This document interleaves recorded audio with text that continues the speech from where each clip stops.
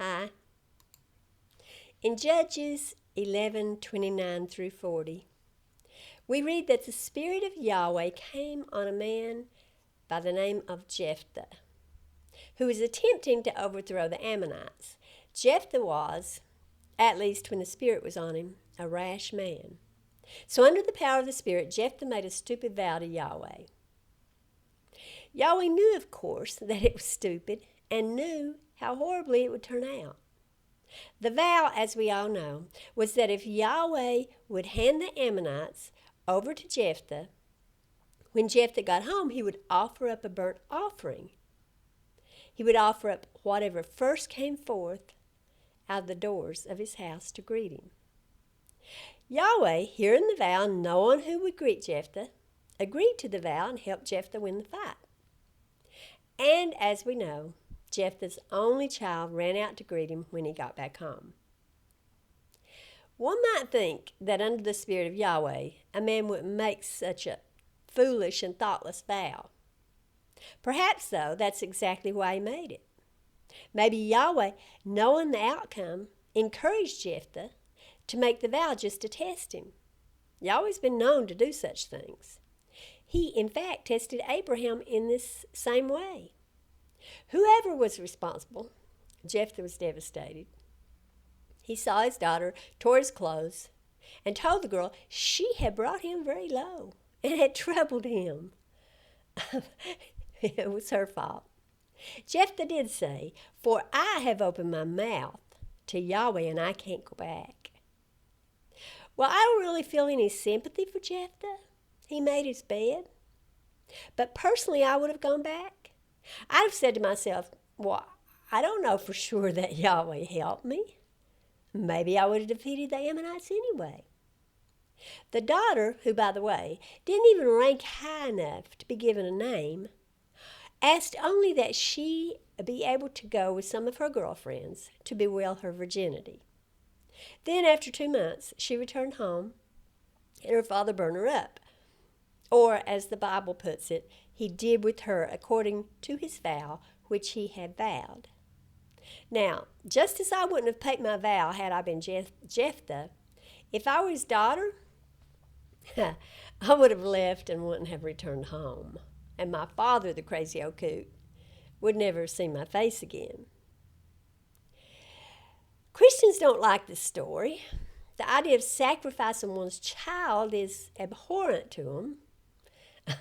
I'm not sure why, since their whole religion is based on Yahweh's sacrifice of his own child as an offering to himself. But we'll get into that more in the second part of this discussion about Jephthah's daughter. Now, some Christians think that Jephthah's behavior here was evil and not good, or they might think that. They might say that we aren't told whether Yahweh approved, but we are. We're told in several ways. First, Jephthah was walking in the Spirit. He had the Spirit of Yahweh upon him. The Spirit was guiding him. Actually, maybe that explains why he wasn't being rational. Yahweh and his Spirit don't tend to have a lot of reasonable thoughts. Second, Yahweh accepted the vow. He accepted it knowing the vile outcome and held up his end of the bargain. Third, Leviticus 27:28 through 29 says that no devoted thing that a man shall devote to Yahweh of all that he has, whether of man or animal, or of the field of his possession, shall be sold or redeemed. Every devoted thing is most holy to Yahweh. No one devoted who shall be devoted from among men shall be ransomed. He shall surely be put to death. Jephthah devoted his daughter to Yahweh. Therefore, it was right in Yahweh's eyes that Jephthah should put the girl to death. The fourth reason we know that Yahweh approved of Jephthah's behavior is that in Hebrews 11:32, Jephthah is listed among all that great cloud of witnesses that the writer of Hebrews praised for their amazing faith. Jephthah ranked right up there with Abraham, being willing to murder his own child to appease his monstrous God. Yahweh let Abraham off the hook, but Jephthah didn't fare as well. Yahweh saw nothing wrong with the vow or the completion of it. He considered Jephthah to be a mighty man of faith and holiness. And why not? Yahweh had his followers murder countless people in an effort to be pleasing to him, so why would he be concerned about this one girl? Now, some people say Jephthah didn't actually fulfill his vow. They say this because, again, they can't bear to think that Jephthah actually offered his daughter as a sacrifice to Yahweh. So in these people's minds, Jephthah wasn't faithful to his vow, which, of course, flies in the face of claiming Jephthah was one of the faithful. Nevertheless, they say he changed the vow when he realized that it was his daughter who emerged from the house and he didn't want to kill her. These people declared that the girl wasn't put to death, but was only refused marriage. They say this because of her words and actions. She bewailed her virginity.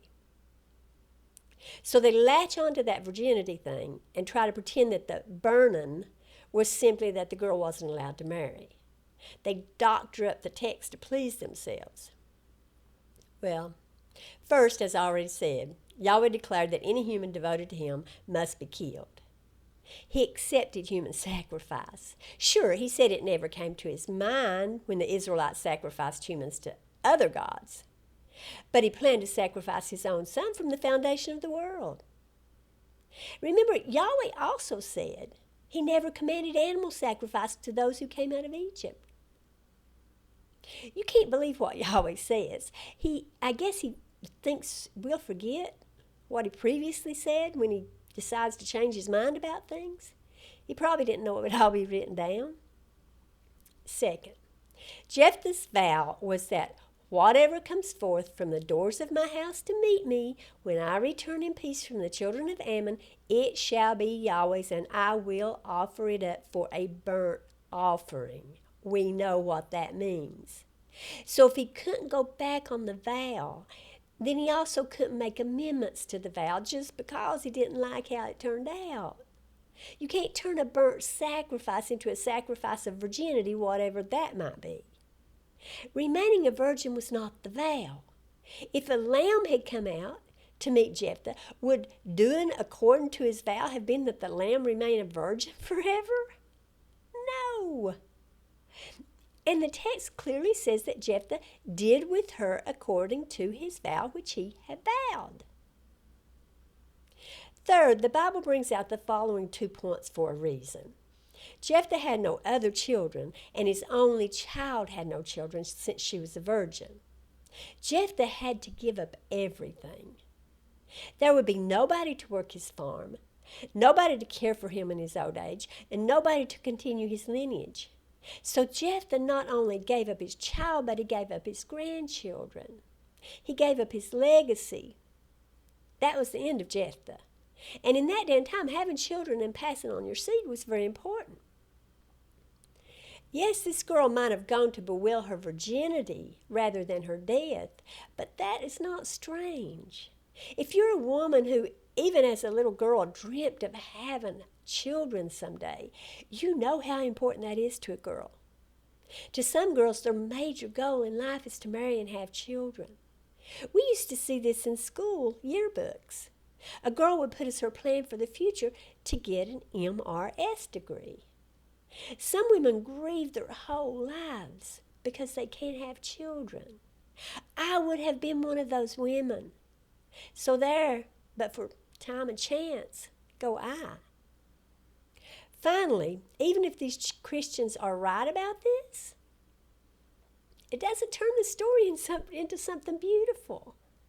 Whether Jephthah murdered his child for Yahweh or not, this story destroys everything Christians base their religion on. It destroys free will.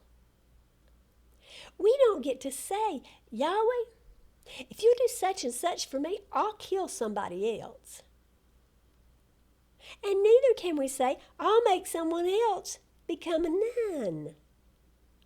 We don't own other people, even our children. We don't get to make decisions about how they live their lives. That is a horrible way to think, and Christians know it. Christians, in fact, act like free will is so important that Yahweh can't even take it away to save a person from burning in hell. Well, of course not, since Yahweh hardens people's hearts and sends them strong delusions so they'll believe lies so he can burn them in hell. But supposedly, Yahweh can't circumvent our free will even to save the lives of little children who are being murdered. That would be heinous of Yahweh, we are told. But when a father takes free will from his daughter, that is a beautiful story of faith. Seriously? How faithful is it of us to force our will on others? If a father refuses to allow his daughter to marry a certain man or forces her to marry another man, is he being faithful? If we try to force a woman to do what we want her to do with her own body, how are we being faithful? If we refuse the right of some to marry the person they love, that's not faithfulness on our part. That's taking free will from someone else. Despite the fact that forcing our will on others is a perversion of the idea of free will, these ancient people thought it was okay to murder a child as a sacrifice to a god. And people today think it's okay to control another person's life in other ways, as in making one's child remain celibate for life, and still claim that they believe in free will. Now, we still today try to force our will on others. And the fact that Christians think they made this story about Jephthah's daughter into something beautiful by claiming it's not about murder but about the taking of free will from someone, that shows just how perverted we still are. Even those of us who would denounce this behavior are not shocked that Christians think they've doctored up the story and made it lovely. The story of Jephthah's daughter, like many of the biblical narratives, is disgusting. It in no way makes Jephthah or Yahweh look good, no matter how we might view it. It makes them both look like monsters. This is simply another horrible representation of the awful God of the Bible. And it's another depiction of the misogyny that runs throughout the Bible. And it's time to put an end to all this craziness. Every one of us, men and women alike, needs to speak out against this shameful way of thinking. We need to put a stop to it all, for ourselves and for our children. Down with misogyny. Down with the patriarchy. Down with evil, pagan gods and the sacrifice of our families and friends for them. Because we're still sacrificing people for this hateful and abusive deity. Every single day, we are. Down with Yahweh. And may our battle cry be for Jephthah's daughter. Thank you for watching. Bye.